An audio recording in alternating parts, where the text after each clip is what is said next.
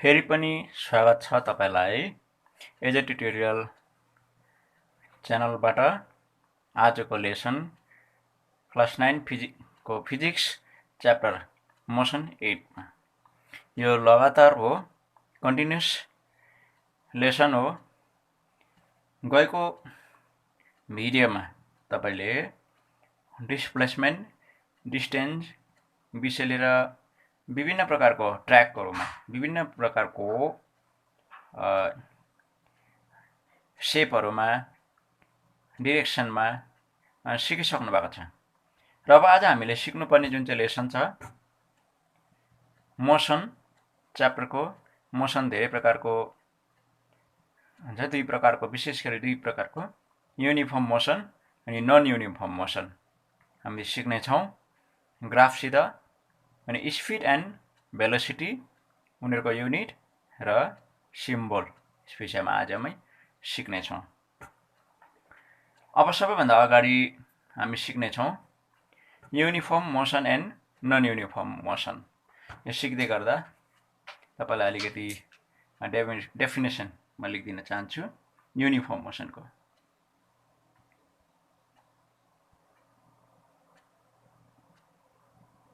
Uniform motion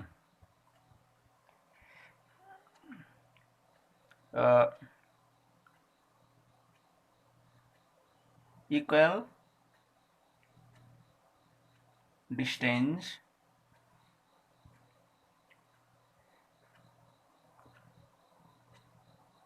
covered in equal unit of time.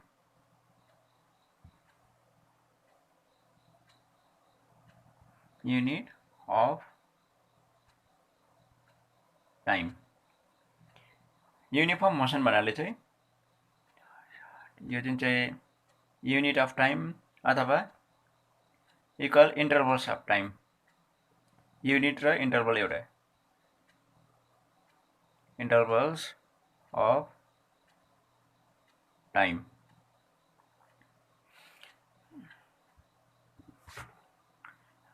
र equal distance cover in equal unit of time, unit interval of टाइममा distance पनि equal प्रकारले यसरी cover हुँदै जान्छ, त्यसलाई युनिफर्म मोसन भन्छ। अब नन युनिफर्म मोसन पनि भनिहालौं।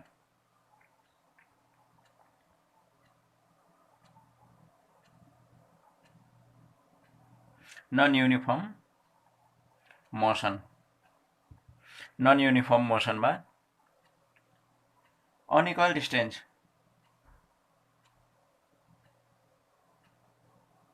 unequal distance covered in equal unit of time. Time चाहिँ इक्वल, डिस्टेन्स चाहिँ unequal, equal unit of time.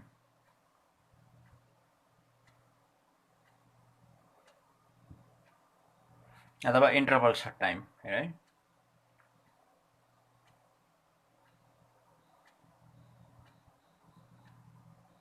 इन्टरभल्स of time भनेको चाहिँ तपाईको डिस्टेन्स चाहिँ अनइक्वल छ, टाइम बोथ केसमा युनिफर्म र नन युनिफर्ममा टाइम चाहिँ युनिफर्म छ है, युनिफर्म इक्वल इन्टरभलको छ, तर डिस्टेन्स चाहिँ अनइक्वल छ।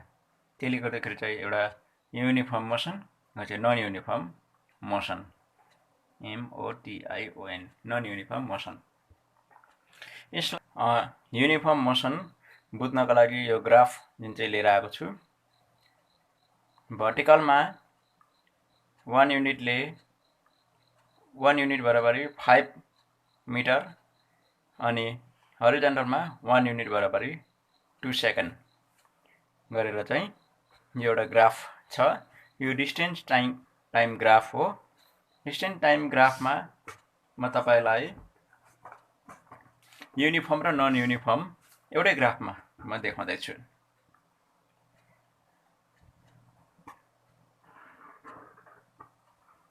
यो भयो तपाईको युनिफर्म मोसन। अर्को छ नन युनिफर्म मोसन।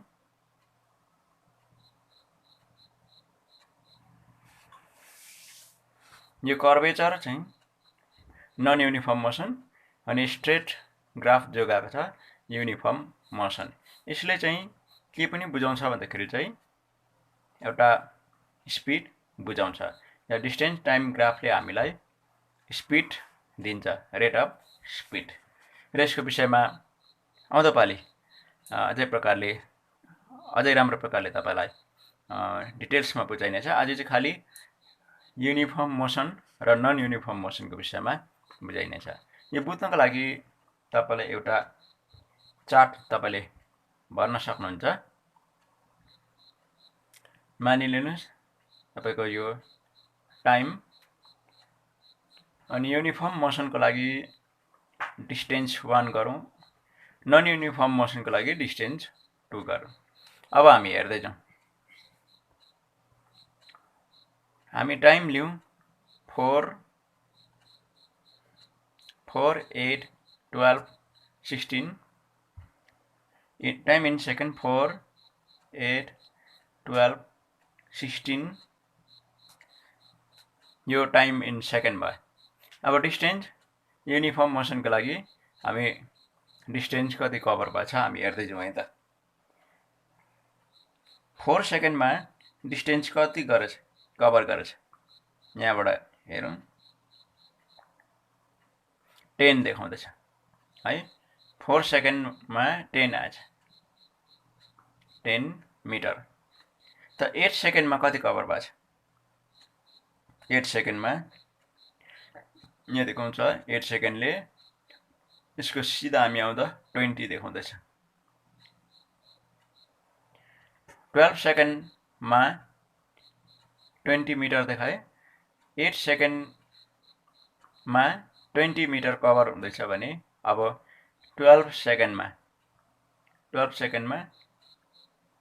सिधै 30 सेकेन्ड देखाउँदैछ। 30 सेकेन्ड। अनि अर्को चाहिँ 30 मिटर 16 सेकेन्डमा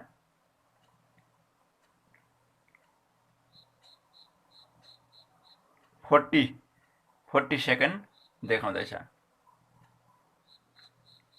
हेर्नुहोस् टाइम इन्टरभल बराबरी छ 4, 8, 12 भनेको 4, 4 को इन्टरभलमा छ टाइम भने टाइम पनि तपाईको इक्वल इन्टरभलमा छ। 10, 20, 30 सबै 10, 10 को इन्टरभलमा छ। अब यहाँबाट डेफिनेसन तपाईले क्लियरली बुझ्नु हुनेछ। Equal distance covered in equal interval of time. यो भयो युनिफर्म मोसन ग्राफ हुन्छ तपाईको त्यो सिधा युनिफर्म मोसनको म लेखिदिन्छु। Uniform motion.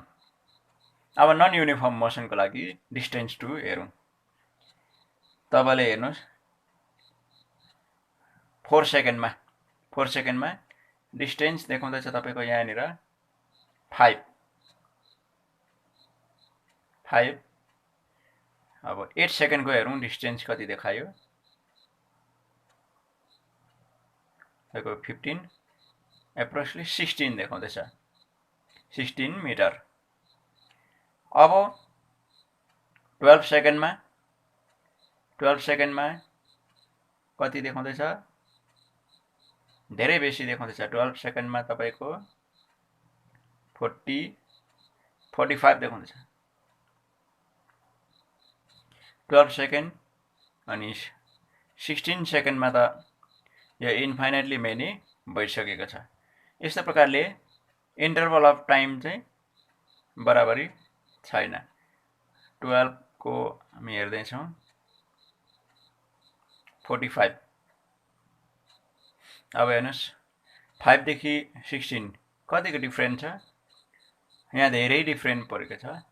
Interval is not equal. अब डेफिनेसन फेरि भन्न सक्नुहुन्छ। Unequal distance covered in equal interval of time is non uniform motion. र युनिफर्म मोसन र नन युनिफर्म मोसनको तपाईले यहाँनिर बुझिसक्नुभयो। अलिकति अझै तपाईलाई म देखाइदिउँ। 4 सेकेन्डको यो भयो, 8 सेकेन्डको यो भयो, 12 सेकेन्डको यसरी बराबरी इन्क्रिजिङ अर्डरमा छ, 16 सेकेन्डको यहाँनिर देखाउँदैछ। अब तपाईलाई नन युनिफर्म मोसनको ग्राफ तपाईलाई देखाउनु पर्दा 4 सेकेन्डको यहाँ मात्रै आइपुग्यो, 8 सेकेन्डको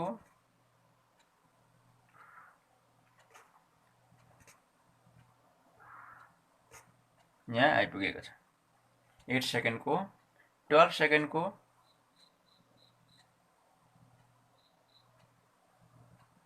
धेरै माथि आइपुगेको छ। त्यसरी नै 16 सेकेन्डको इन्फिनिटीमा माथि जान्छ, छोटो लामो एकैचोटि धेरै लामो यसरी अनइक्वल डिस्टेन्स भइराखेको हामी यहाँबाट बुझ्दैछौँ। अब हामी सिक्ने छौँ uniform motion, non uniform motion with graph तपाईले सिक्नुभयो। अब speed and velocity.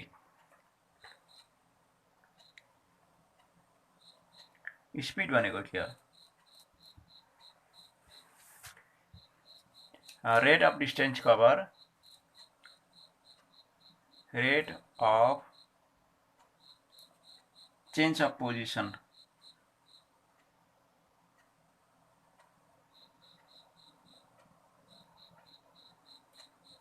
rate of change of position in unit of time। अर्को भाषामा भन्नु भन्दा distance covered in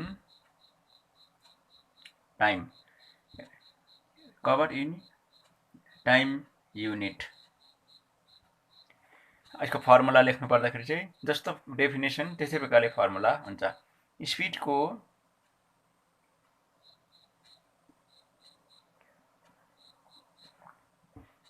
distance cover भनेको डी बाई टी, युनिट हुन्छ मिटर पर सेकेन्ड, किनभने मिटर डिभाइडेड बाई सेकेन्ड हो, मिटर पर सेकेन्ड। यस्तो प्रकारले पनि हामी लेख्न सक्छौँ। अर्को चाहिँ और मिटर पर सेकेन्ड, यस्तो प्रकारले पनि हामी लेख्न सक्छौँ। मिटर पर सेकेन्ड और यसरी पनि लेख्न सक्छ, मिटर पर सेकेन्ड यसरी लेख्न पनि सक्छ। प्राय हामीले युनिटहरू मिटर पर सेकेन्डमा नै हाम्रो फिजिक्समा हामी पढ्ने गर्छौँ। अर्को पनि युनिट छ kilometre per hour or kilometre per hour. यो प्रकारले पनि किलोमिटर पर आवर हो, किलोमिटर पर आवर नै हो। यो भयो स्पिडको फर्मुला। Speed is distance covered in unit of time. र हामीले मिटर पर युनिट यसरी मिटर पर सेकेन्ड लेख्छ, मिटर पर सेकेन्ड यसरी लेख्छ। अनि speed is calculated on distance.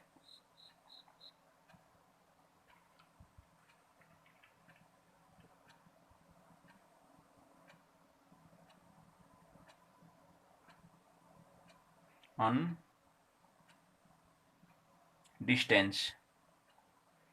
Speed जहिले पनि डिस्टेन्समा क्याल्कुलेट, यो भयो है, डिस्टेन्समा क्याल्कुलेट गरिन्छ भने। अब एभरेज स्पिडको कुरा गरौँ। एभरेज स्पिड भनेको चाहिँ total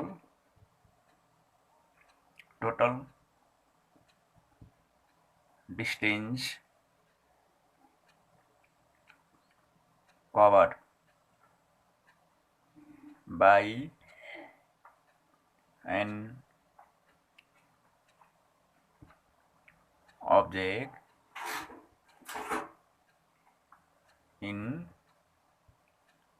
total time. Average speed यस्तो प्रकारले लेख्न सकिन्छ यसको फर्मुलामा। स्पिड एउटा सिम्बल हुन्छ एबी लेखेर average speed total distance covered by total time. यसको युनिट हुन्छ जो यो स्पिडको छ त्यही नै हुन्छ, metre per second, kilometre per hour, यो सब युनिट हो। र एसआई युनिटमा चाहिँ मिटर पर सेकेन्ड निसी युज गरिन्छ। यो तपाईँले याद गर्नुहोस् है। हामीले अहिलेसम्म स्पिड, एभरेज स्पिड हामीले सबै बुझिसकेको छौँ। आउँदो भिडियोमा तपाईँलाई अझै डिटेलमा तपाईँलाई बताइनेछ। अहिले खालि फर्मुला एन्ड युनिटको विषयमा। अब यो भेलोसिटी,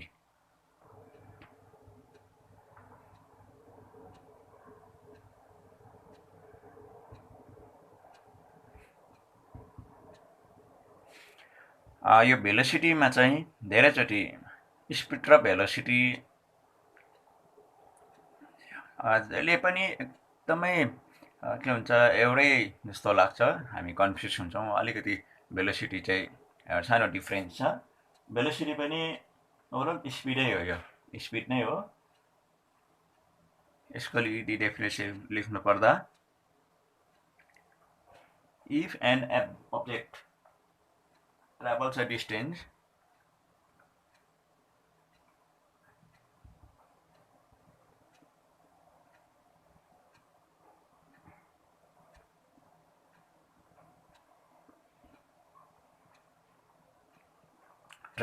distance यो अघिको स्पिडको पनि त्यही हो र भेलोसिटीको पनि त्यही हो। तर अब अलिकति यहाँनिर चाहिँ डिस्टेन्स दुई प्रकारको हुन्छ भनेर मैले अगाडिदेखि नै भन्दै थिएँ। यो चाहिँ एसले चाहिँ डिस्प्लेसमेन्ट बुझाउँछ, डिस्टेन्स डिस्प्लेसमेन्ट, र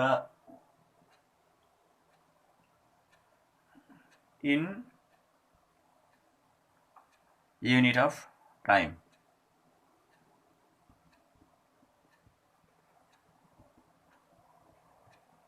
यो velocity. Velocity is calculated on displacement.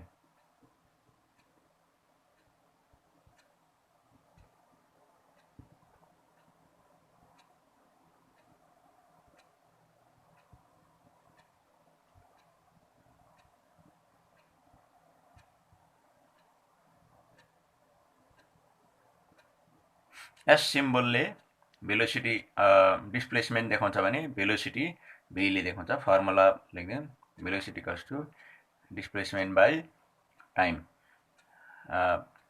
यसको सबै युनिट हुन्छ metre per second or metre per second एउटै हो। धेरैचोटि किलोमिटर पर आवर हुन्छ भने किलोमिटर पर आवर, यो दुईटा एउटै हो।